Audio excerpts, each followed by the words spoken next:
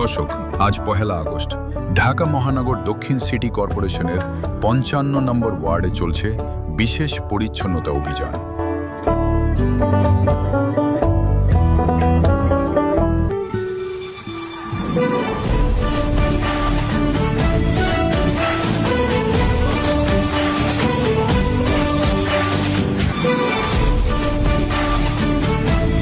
আপনারা দেখতে পাচ্ছেন ওয়ার্ডের প্রতিটি অলিগলি থেকে ময়লা আবর্জনা পরিষ্কার করা হচ্ছে।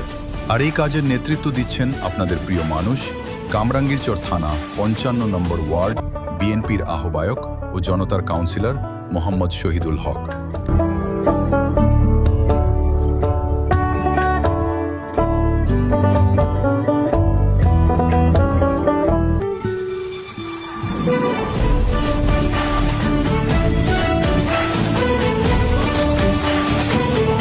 তিনি নিজে উপস্থিত থেকে তদারকি করছেন এবং কর্মীদের সাথে কাঁধে কাঁধ মিলিয়ে কাজ করেছেন।